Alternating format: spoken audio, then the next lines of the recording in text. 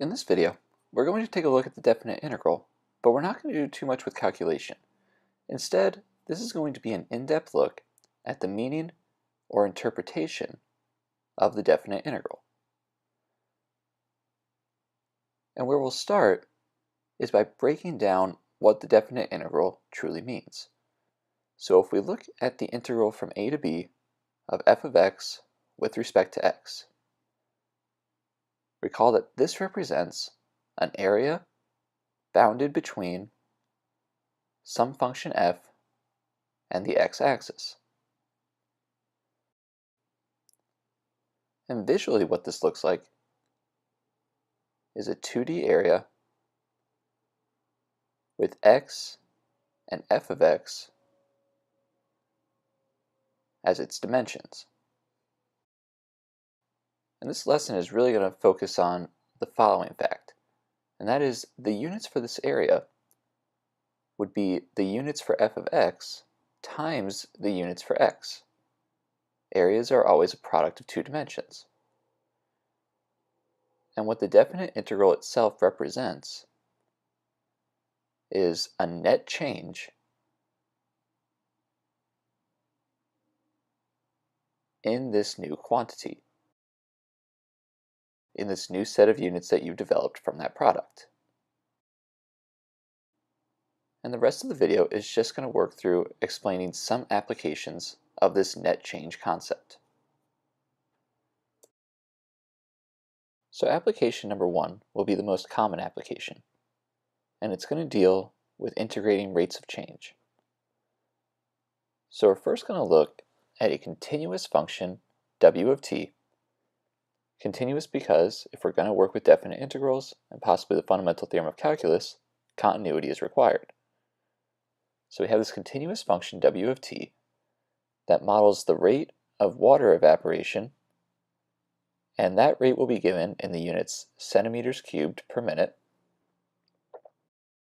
And the question is, from this function, how can we determine the volume of water that has evaporated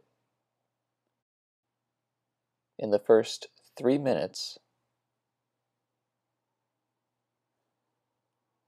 of the life of this model, of this function? Well, consider volume must have the units centimeters cubed that were provided in the problem.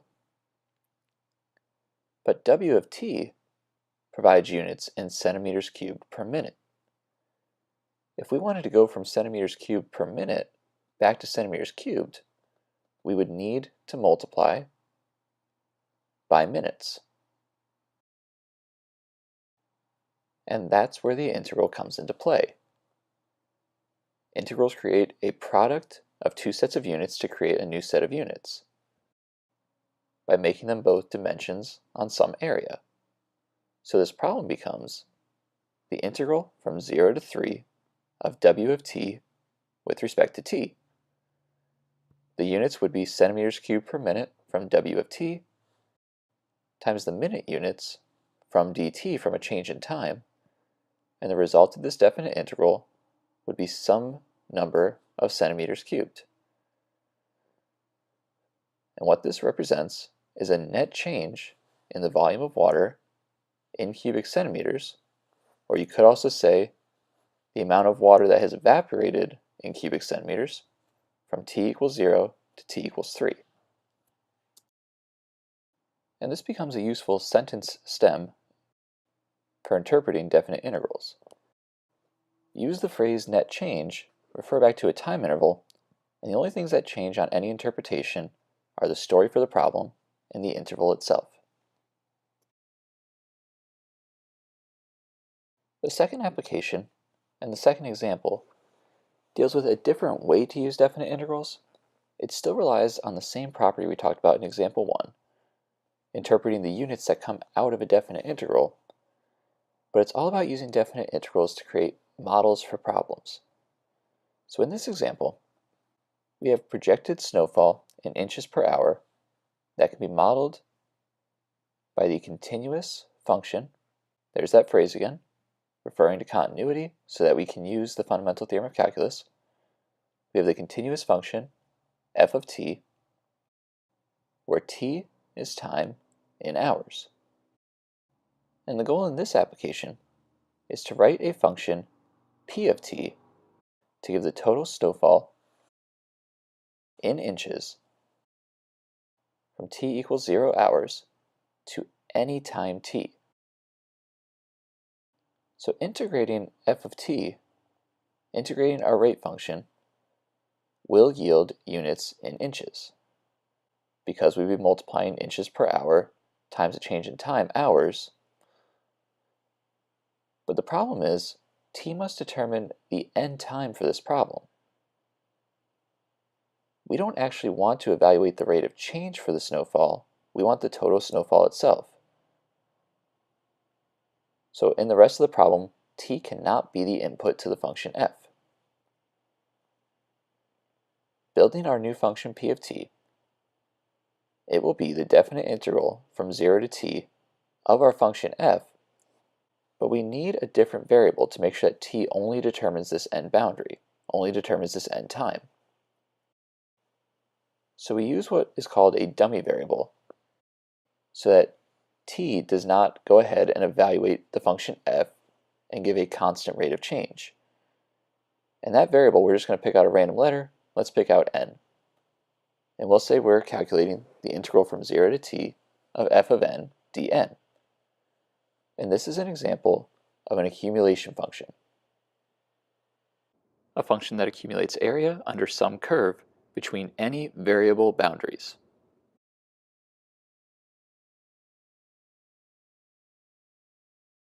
And our third and final application example will deal with applications of integrals for motion.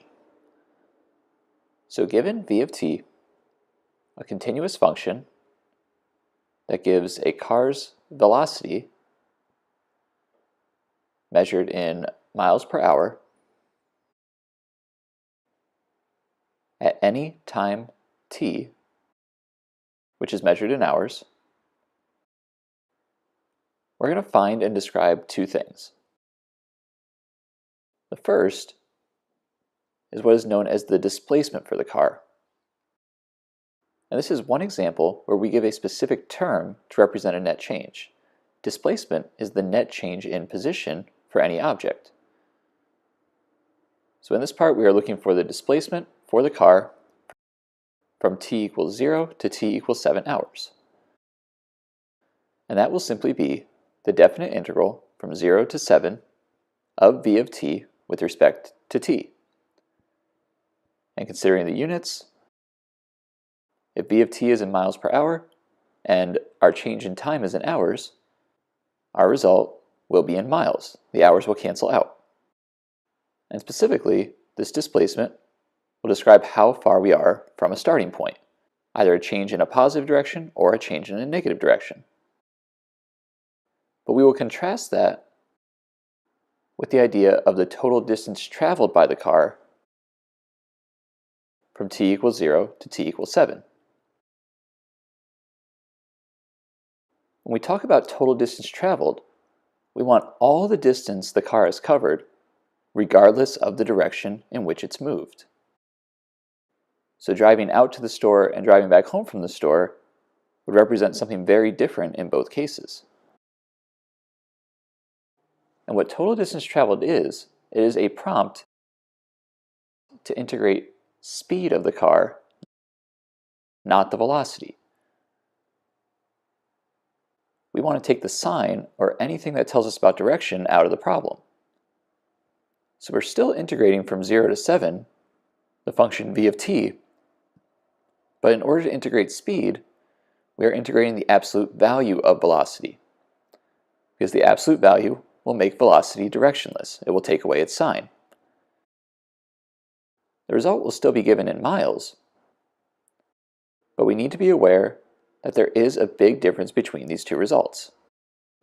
Like I said earlier, if you drive 2 miles out to a store and 2 miles back, your displacement would be 0 miles, but your distance traveled would be a total of 4 miles. And this displacement versus distance traveled idea is the last thing we have for this lesson. And all of this just covers the basics for applications of definite integrals. Not every case that could possibly pop up, but the ones that are most popular. And at this point, you should be ready to go try and practice applying and interpreting definite integrals. And thank you for watching this lesson on net change.